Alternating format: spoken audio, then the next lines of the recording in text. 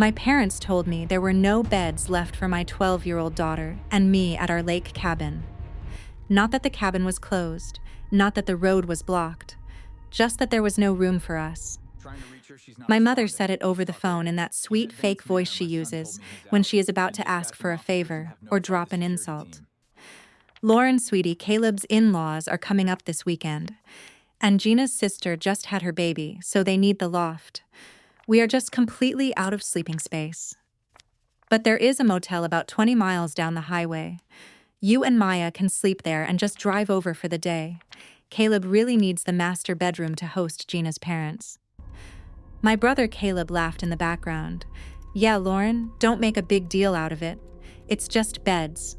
We're trying to make a good impression on Gina's family. I was sitting in my car in the parking lot of the clinic where I work as a pediatric occupational therapist. Beside me, my daughter Maya was holding a small wooden sign she had spent 3 weeks carving and painting. It was a piece of pine that said Pine Haven in cream letters with little painted pine cones. She wanted to hang it on the front porch of the cabin. Maya looked at me, her eyes wide, biting her lip. She had heard every word through the car's Bluetooth. I didn't yell. I didn't drive up there and throw Caleb's stuff in the lake. I didn't give them the dramatic scene they had been expecting for years. I just said, understood. The next afternoon, Caleb and my parents arrived at the cabin after a 4-hour drive in 92-degree heat. They found the smart locks disabled, the power cut, the water shut off, and a local sheriff's deputy parked in the driveway waiting for them. They forgot who actually owned the cabin. They forgot whose husband's life insurance had paid for it. They forgot that my name was the only one on the deed. My name is Lauren Vance. I am 38 years old. I work with children who have sensory disorders and physical delays. My job is slow and requires a lot of patience. But my family has spent my whole life treating me like a pack mule, while my younger brother Caleb gets treated like a prince. My husband Michael passed away 5 years ago from cancer. He was a carpenter. He was a quiet, steady man who worked hard to pay off our car and set up a life insurance policy for us before he died. After he passed, I was left with a check for $350,000. For months, I didn't touch it. But Maya was having a hard time. She stopped talking for almost 6 months. The only time she smiled was when we looked at old pictures of Michael fishing at the lake.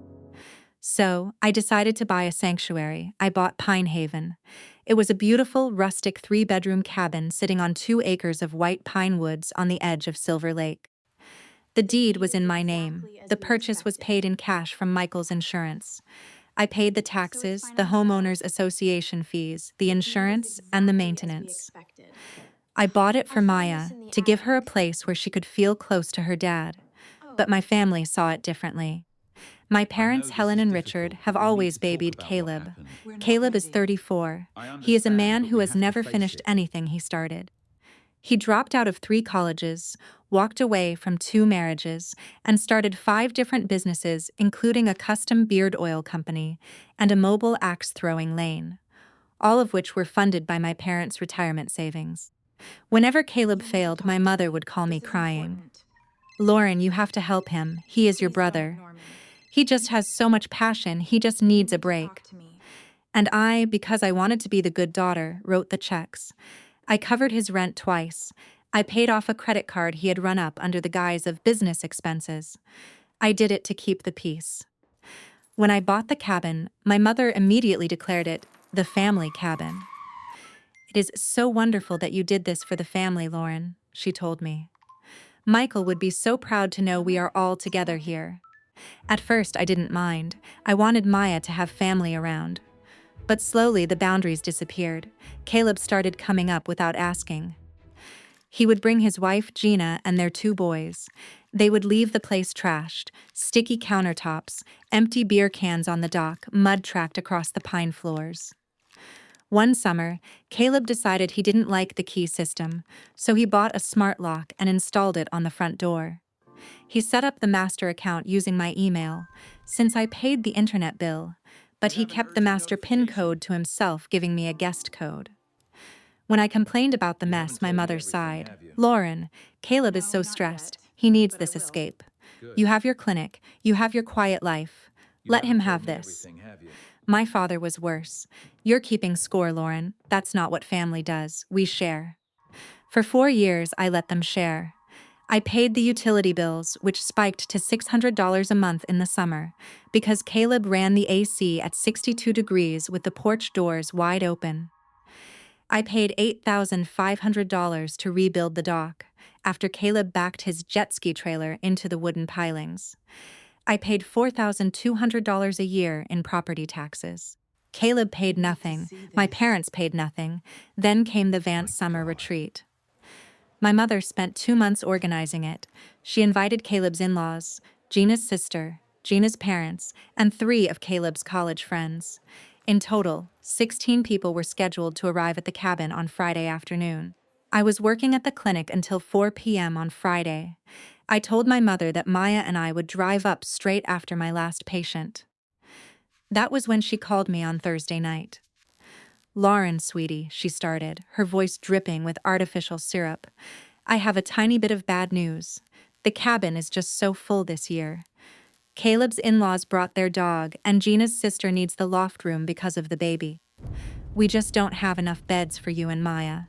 I sat in my car looking at Maya's hopeful face. She was holding the Pine Haven sign. "What do you mean you don't have beds, Mom?" I asked, my voice flat. "The cabin has 3 bedrooms and a pull-out couch. Maya and I always sleep in the second bedroom. I bought those beds." Caleb's voice boomed through the speaker. "Come on, Lauren. Gina's parents are older. They can't sleep on a pull-out. And Caleb's friends are staying in the second bedroom. We can't ask them to sleep on the floor. It is just for 3 nights. There is a Motel 6 about 20 miles down the highway. It has great reviews. You guys can sleep there and just drive over for the day. You don't need to be selfish about it." "Selfish?" I repeated the word. "Yes, selfish," my mother chimed in. "Caleb is trying to build a relationship with Gina's father for a new investment. We need the cabin to look professional and welcoming. You can still come for the barbecue on Saturday. Just let the guests have the space. Understood?" I looked at Maya. She had lowered the sign. She was staring at her sneakers, her shoulders hunched. She looked so small. 5 years after her father's death, she was still being told she had to sit in the hallway while other people took the seats. "Understood." "Oh, wonderful," my mother squealed. "We knew you would be reasonable. Caleb will leave the side door unlocked for you on Saturday morning. Don't forget to bring that extra cooler from your garage." I hung up the phone. The silence in the car was thick. Maya didn't say anything. She just put her wooden sign in the back seat and buckled her seatbelt. "Mom," she whispered after a few minutes, "are we going to the motel?" "No, baby," I said. "We are going home, and then I am going to make some phone calls." I didn't cry, I didn't scream. I felt a cold, hard clarity settle over me. It was the same feeling I get when a child at the clinic is overwhelmed, and I have to reset the entire environment. First, I called my attorney, Claire Berman. "Claire," I said, "I want to lock my family out of the Silver Lake cabin, today." I could hear the smile in her voice over the phone. Finally, what happened? I told her about the beds. I told her about Caleb's friends sleeping in the rooms I bought, while my daughter was sent to a highway motel. "The deed is solely in your name," Claire said. "There is no lease agreement, they pay no rent. Legally, they are guests. You have the right to revoke their access at any time. Do you want me to draft a formal notice?" "Yes," I said, "but I also prevent them from breaking in. Caleb has a key to the shed and he knows how to pop the window screens." "I'll contact the local sheriff's department," Claire said. "Sheriff Miller knows you, doesn't he? His grandson was in your clinic last year." "Yes, Billy, I worked with him for 6 months." "I'll call Miller.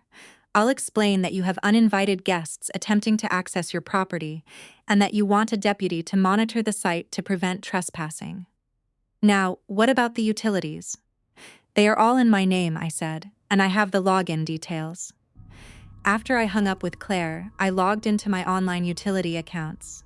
I scheduled a voluntary, temporary suspension of service for the electricity and water at Pine Haven, citing planned electrical maintenance. The shutdown was scheduled for Friday morning at 8 a.m. Next, I opened the app for the smart lock. Caleb had set it up, but because I paid the internet bill for the cabin, the router was registered to my email. I logged into the router's admin portal, found the smart lock's IP address, and reset the master admin credentials using my own phone number.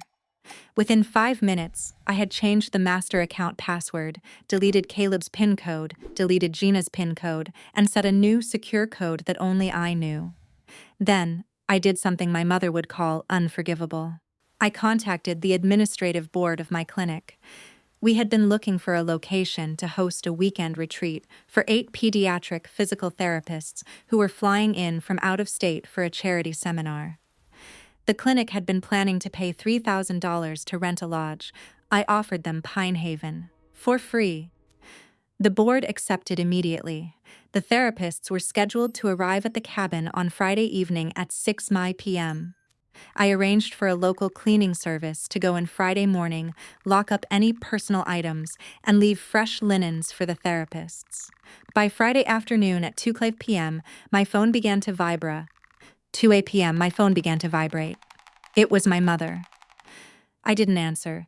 I put the phone on silent and placed it face down on my kitchen counter. Maya and I were in our apartment. We had spent the morning at the botanical gardens. Now we were making homemade pasta. Maya was laughing, her hands covered in flour, her face bright. At 2:15 p.m., my mother called again. At 2:18 p.m., Caleb called. At 2:22 p.m., my father called. By 3 p.m., I had 27 missed calls. I finally picked up the phone to look at the text messages. My mother, Lauren, the lock code isn't working. Caleb is trying his PIN and it keeps saying error. Call us immediately. Caleb, Lauren, what did you do to the lock? We have 16 people standing on the porch in the heat. Gina's dad is sweating through his shirt. Fix this now. My father, Lauren, answer your phone. The lock is dead. And the outdoor lights aren't turning on. Did you forget to pay the electric bill? At 3:15 p.m., Caleb sent a video to our family group chat. The video showed my family crowded on the wraparound porch. Caleb was red-faced, sweating, shaking the door handle of the cabin. In the background, Gina's parents were sitting on the steps, fanning themselves with cardboard boxes. Lauren, Caleb yelled into the camera, his voice shaking with anger. The lock is locked, the power is out, and the hose doesn't even have water. We can't even wash our faces. What the hell is going on? I decided to reply in the group chat.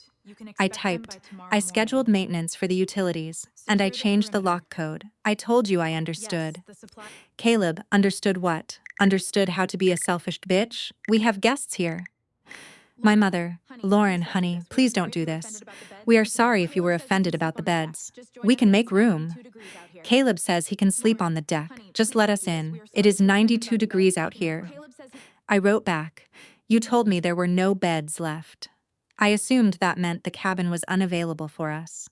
Since Maya and I couldn't use it, I rented it to a professional group. They are arriving at 6. The cleaning service has already prepared the rooms. Please leave the property. The group chat went dead for 5 minutes.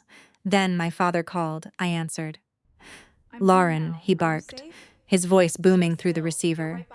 You have lost your mind. You are evicting your own family from our cabin? It is not your cabin, Dad, I said, my voice calm and steady. It is my cabin. Michael paid for it. I pay the taxes. I pay the bills. You told me my daughter wasn't real family enough to have a bed in it. So, I decided to treat it like a business asset instead. We raised you, he shouted. We gave you everything. You owe us. I have paid Caleb's rent 3 times, Dad, I said. I paid for the new dock after he broke it. I have paid for every utility bill while you all ran the AC with the doors open. I have paid my debt. Today, I am taking my key back. Caleb is going to break the window, my father warned, his voice shaking. He is looking for the spare key in the shed right now. Tell him not to, I said. Sheriff Miller's deputy is parked at the end of the road. If Caleb breaks a window, he will be arrested for breaking and entering on my property. Claire has already filed the trespass warning. There was a long silence on the other end of the line. I could hear my mother crying in the background, her high wails echoing through the receiver. "You are a cold, ungrateful girl," my father said, his voice dropping to a whisper. "No, Dad," I said. "I am just a mother who finally learned how to count." I hung up. I blocked my father's number. I blocked Caleb's number. I blocked Gina's number. I left the family group chat. An hour later, Sheriff Miller texted me. "Deputy Vance, no relation, haha, reports that your family has packed up their cars and departed the premises. No damage to the cabin. The therapists from the charity board have just arrived. They are thrilled with the lake view. Let me know if you need anything else, Lauren." I texted back, "Thank you, Sheriff, I appreciate you." That evening, Maya and I sat on our balcony. We had a small table set with 2 plates of fresh pasta, garlic bread, and 2 glasses of strawberry milk. Maya looked at me, her eyes bright in the twilight. She reached into her pocket and pulled out a small brass key. It was the key to the cabin's side door, which I had given her when we first bought it. "Mom," she asked, "are we ever going back to Pine Haven?" "Yes, baby," I said. "We will go back. Just the 2 of us, or with people who make sure you have a place to sleep." She smiled. She stood up, walked over to the corner of the balcony, and leaned her wooden Pine Haven sign against the brick wall. "I think it looks better here anyway," she said. "Me too, sweetie," I said. "Me too." A year has passed since that weekend. I ended up selling Pine Haven 6 months later. The market was booming, and a couple from New York City bought it for $50,000 over my asking price. I used the money to set up a trust fund for Maya's college and to buy a smaller, beautiful cottage on a quieter lake further north. My parents don't speak to me anymore. Caleb tells everyone that I stole the family cabin and sold it out of spite. Gina's father never invested in Caleb's new business, and Caleb is currently working as a delivery driver, still waiting for his big break. Sometimes my mother sends Maya emails, trying to guilt her into calling. Maya always reads them, shrugs, and deletes them. She is 15 now, and she has no time for people who treat her like an afterthought. Maybe some people think I went too far. Maybe they think I should let Caleb's guests have the rooms, sleep at the highway motel, and keep paying the bills to keep my parents happy. But those people have never had to hold a shivering 12-year-old child on a front porch while her family eats the food she carried in. I don't need their approval. My daughter has room now, and she never has to beg for a chair again.